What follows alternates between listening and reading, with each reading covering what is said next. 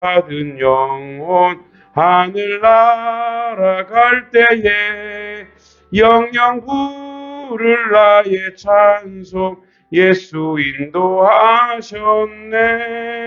영영 부를 나의 찬송 예수 인도하셨네.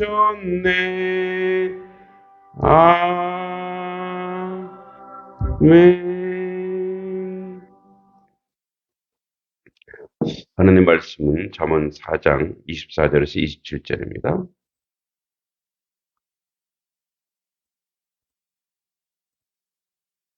잠언 4장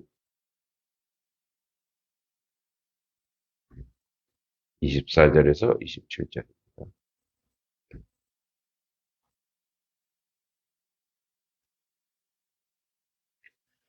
4장 24절로 27절 같이 한번 읽어보도록 하겠습니다. 구부러진 말을 내 입에서 버리며 삐뚤어진 말을 내 입술에서 멀리 하라. 내 눈은 바로 보며 내 눈꺼풀은 내 앞을 곧게 살펴 내 발이 행할 길을 평탄하게 하며 내 모든 길을 든든히 하라. 좌로나 우로나 치우치지 말고 내 발을 악에서 떠나게 하라. 아멘. 이제 20절에서 23절까지 에서 솔로몬은 생명과 또 건강의 근원이 되는 지혜의 추구와 훈계에 대해서 순종을 요구했습니다.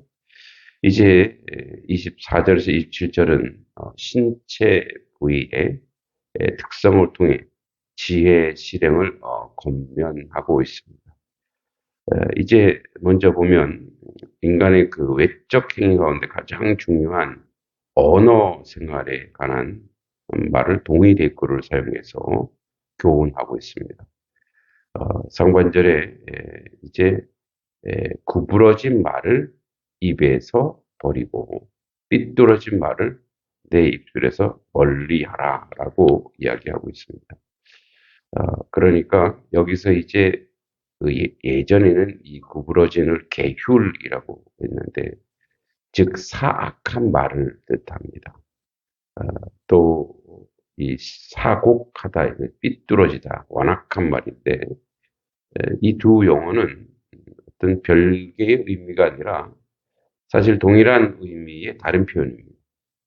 그 하나님에 대하여 불경건한 말을 가리키고 인간에 대해 속이는 말, 또 상하게 하는 거짓되고 악한 말을 가리킵니다. 이런 말에 대해서 인간이 취할 태도는 적극적으로 버리라는 거죠. 가까이 하지 말라는 거죠. 그러니까 구부러진 말, 그 다음에 삐뚤어진 말. 그러니까 앞에서 얘기했듯이 이 두 말은 사람에게와 동일하게 하나님에게 이제 우리가 어떻게 하나님에게 구부러진 말을 하며 삐뚤어진 말을 하냐. 이것은 사실 믿음의 문제이죠.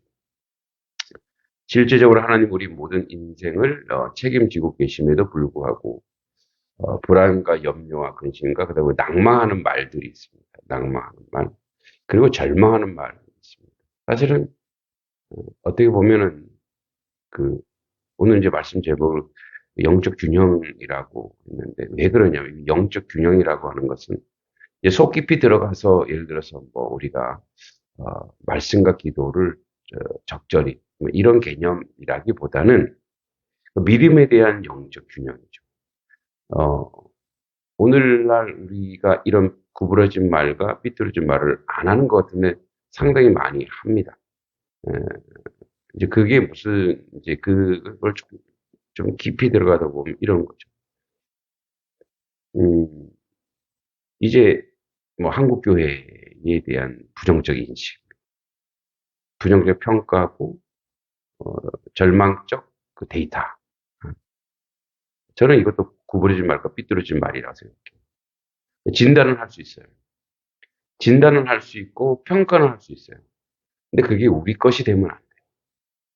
그러니까 진단과 평가가 있으나 어, 하나님이 우리와 함께하는 그리고 하나님이 우리와 동행하는 그런 실제적 믿음을 수반하는 영적 그 행위는 예, 하나님의 겨자씨만한 작은 것에서도 어, 그늘이 될 만한 하늘을 가릴 수 있을 정도의 어떤 큰 나무가 되듯이 아주 사소하고 작은 것이라 할지라도 어, 아주 현상적으로 어렵다고 그 진단할지라도 우리가 하나님을 믿는 사람이기 때문에 하나님의 백성이기 때문에 그대로 그것을 그 세상의 가치와 평가를 그대로 수용하기보다는 그럼에도 불구하고 하나님이 함께 하시면 다시 회복하고 다시 영적 부흥이 일어나며 다시 하나님의 계절이 이루어질 것이다라고 하는 굳건한 믿음으로 가는 거죠. 그것이 바로 희망의 에, 어, 희망의 메시지요, 믿음. 그러니까 감각적으로 우리의 현실을 바라보지도 않고 진단하지도 않고 그냥 마약 먹듯이 술 취하듯이 그냥 그 희망을 남발하다는 얘기가 아니고 우리는 가장 어렵고 힘든 그런 자리에서도 하나님이 함께 하시면 죽음이라는 그 자리에서도 부활의 종교이기 때문에 이 모든 것이 가능하다라고 하는 실제적 어, 믿음의 요소가 있어야 된다는 거죠. 그래서 균형이라고 하는 것은 뭐냐면 어떤 말을 들었을 때 그 균형 안에는 분별력과 분별력, 판단력 그리고 지혜가 들어요. 그럼에도 불구하고 하나님이 함께 하신다.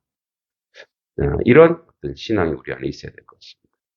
내 눈을 바로 보면 내 눈꺼풀, 내 앞을 곧게 살펴 내 발이 자 이제 먼저 눈이 25절에는 눈이 나옵니다. 눈. 자 이제 입술 얘기하고 눈에 대한 얘기인데 이 눈에 대한 얘기는 바로 보라. 그리고 내 눈꺼풀을 내 앞을 곧게 살펴. 그러니까 이제 너가 바라보는 시야가 어떠냐. 어떻게 보면 그냥 어떤 그 시각적으로 무언가를 본다라고 하는 것보다는 너는 어떠한 그러니까 어떠한 시야로 세상을 보냐. 어떤 시야. 이제 기독교 철학에서 그렇게 얘기해. 모든 사람은 색안경을 낀대. 색안경. 그러니까 선입견이 있다라는 거.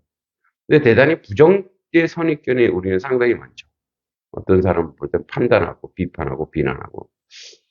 근데 우리의 눈은 뭐냐면 하나님의 말씀이 그리고 하나님의 시야로 예수 그리스도의 시각으로 어, 세상을 바라보는 거. 그래서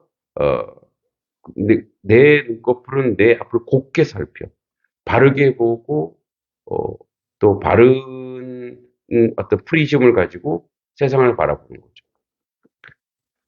어, 세상은 어떤 안경을 쓰고 있느냐가 그 사람의 세상이 바라보는 전부가 되죠.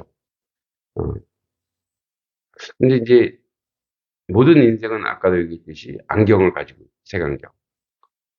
깜깜한 안경은 검게 보이고 빨간 안경은 빨갛게 보이겠죠. 푸른 안경 푸르게 보이겠죠. 그러나 하나님은 안경을 쓰지 않는데요. 그래서 있는 그대로 존재 그 자체를 사랑하고 품으시고 이끌어 가신다. 그러니까 우리는 뭐 오늘 영적 균형이라고 했지만 우리는 우리의 자녀를 보고 사람을 보고 할 때 이제 가치 평가를 하는 거죠. 그리고 이제 사람을 볼 때 이 사람이 돈을 얼마나 가지고 있는가, 능력으로 평가하고 아이들은 공부를 잘하냐 못하냐로 평가를 해버리고. 그러니까 이제 우리가 이 세상에 관심 가는 그런 그 눈이 있어요. 물질적이라든지 권력이라든지 이런 눈. 그 눈을 버리는 것이 바로 보는. 그 어떤 누구의 눈으로 세상을 바로 보느냐? 하나님의 눈으로 본다면 또 그리스도의 눈으로 본다면 그 연습을 자꾸 하는 거예요. 예수님의 눈으로 사람을 보는 연습. 그리스도의 눈으로 사람을 보는 거예요. 뭐 외국에서 대형교회 목사님의 부임을 할 때, 이렇게 바깥에 노숙인으로 변장해 온 그 목사님에 대해서 사람들은 내쫓았죠.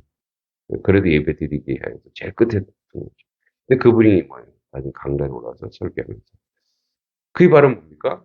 세상의 눈으로, 교회가 세상의 눈으로 세상을 보고, 얼마나 왜곡되고 얼마나 구부러져 있습니까? 그래서 그리스도의 눈으로 세상을 바라보는 연습. 그래서 있는 그대로 사랑하고 존중하고 이해하고 배려하는 그런 자리로 우리 갔으면 좋겠습니다. 근데 이제 발입니다.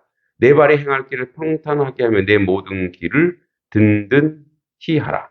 그래서 이제 그 입, 눈, 발로 갔는데 이 말은 이제 여기서 행할 길 이렇게 되어 있습니다. 뭐냐면 길이라고 하는 것은 그 사람이 하고자 하는 세상으로 가고자 하는 어떤 뭐랄까요 방법이라든지 세상적인 삶의 요구인데 그러니까 내 발이 행할 길을 평탄하게 하고 모든 길을 든든히 하라 이렇게 되어 있습니다. 자 이게 든든히 하라고 하는 것은 원형은 이코누인데 원만하게 하라는 거예요. 원만하게. 즉 장애물을 제거하라. 인생의 여정에서 든든히 세워가야 할 참 교훈을 얘기하는 건데 뭐 든든히 하고 싶죠. 장애물을 제거하고 싶고 또 평탄케 하라라고 하는 것은 이제 길이라고 하는 것은 험할 수도 있잖아요. 근데 그 길을 아주 골고루 내라는 얘기인데. 그러니까 우리의 삶의 여정과 우리의 삶의 인생에서 이 모든 길을 든든히 하라고 하는 것은 혹시 걸림이 있거나 넘어질 수 있는 요소들을 사전에 제거하라. 가령 예를 들어서 이런 겁니다. 관계가 어려우면, 관계하는 게 어려우면, 결국은, 나중에 그게 문제가 되는 거예요. 그러니까, 많은 사람들을 만날 때 대부분 뭐예요? 원만하고 이해하고, 그 사람들과 어떤 요만한 어떤 굴곡진, 어떤 감정의 갈등, 이런 거를, 만들지 않는 거죠. 또, 불편하게 하지 않는 거죠. 또 그 사람의 마음을 아프게 하지 않는 거죠. 이게 저는 든든히 하라라고 하는 것으로 바라보고 있습니다. 그러니까 우리가 이제 길이라고 하는 우리가 앞으로 인생에서 계속 하루하루 이렇게 살아간 삶의 그 인생의 여정이라고 생각하는데 그 인생의 여정에서 이렇게 혹시 남을 속인다거나 남에게 이해하지 못하게 하는 그런 마음을 주거나 모든 삶의 여정에서 뭐예요? 관계에서 그 사람과의 관계에서 이해와 배려와 인정으로 가야 되는 거죠. 그 요만큼이라도 혹시 불편한 게 있으면 이해하기 위해서 그것을 원만한 것으로 이제 그러한 것으로 예수님께서 말씀하신 것이 내 이웃을 사랑하라는데 어디까지 사랑하냐? 원수도 사랑하라. 그 원수도 사랑하는 것이 평탄케 하고 든든히 하게 하는 거죠. 그래서 사람들이 그 사람을 생각하면은 이해하고 배려하고 인정할 수 있는 그런 자리로 갈 수 있는 거죠. 그래서 이제 27절 자로나 우로나 치우치 말고 내 발을 악에서 떠나게 하라. 이 자로나 우로나 치우치 않는 이 균형 감각이 뭐냐면 악을 떠나기 위해서, 그러니까 악과 함께 하지 않기 위해서 반드시 이것이 필요하다는 거죠. 즉 모든 것에서 편중되거나 편견된 삶이 없이 그대로 이제 영적 균형 감각을 가지고 살아가는 거죠. 그래서 자로나 우로나 치우치지 말고 이쪽 저쪽이 아니라 내 발을 악에서 즉 이 자로나 우로나 그러니까 이편 저편 이런 개념이 아니고 난 그 중간에 이런 개념이 아니에요. 뭐냐면 여기서 악에서 떠나게 하라의 적극적인 표현은 하나님이 원하는 길을 가라 이런 뜻이에요. 하나님이 원하는 그 영적 주체성, 그렇죠? 영적 자기 관리, 그러니까 영적으로 이것이 주님이 보시기 어떠한가? 예. 어떤 사안이 있는데 이게 하나님 앞에 섰을 때 이 부분이 하나님 보시기였던 거예요. 하나님 보시기 아니라면 버려야죠. 하나님 보시기 맞다면 가야 돼요. 그래서 우리는 말씀을 너무 잘 알고 하나님의 뜻이 뭔지 알아요.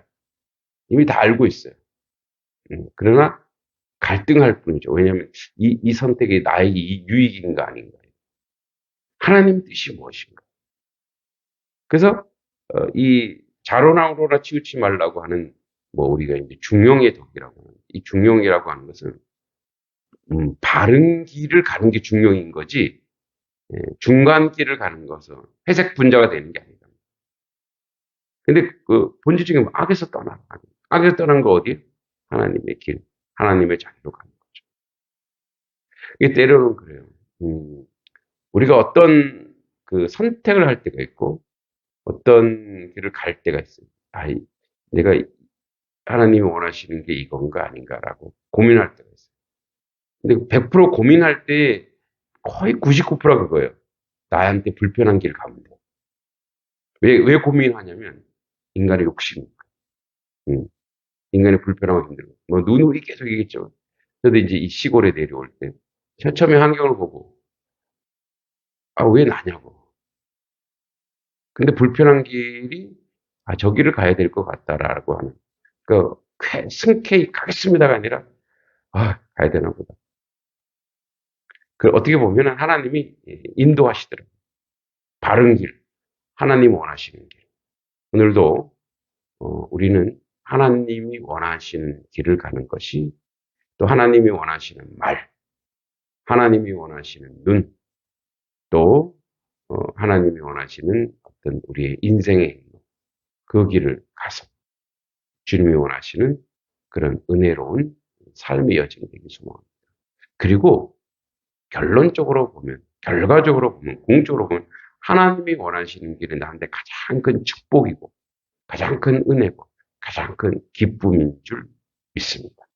오늘도 그런 삶으로 하나님께 영광 돌리는 인생 되시길 기도합니다. 하나님 아버지 은혜 감사합니다. 주 앞에 온전하고 바르게 세워져 나가기를 원합니다. 우리의 입술과 우리의 눈과 우리의 발과 우리의 삶의 모든 여정 주님께 초점 맞춰 주님과 동행하게 하여 주시옵소서. 예수님의 이름으로 간절히 기도합니다.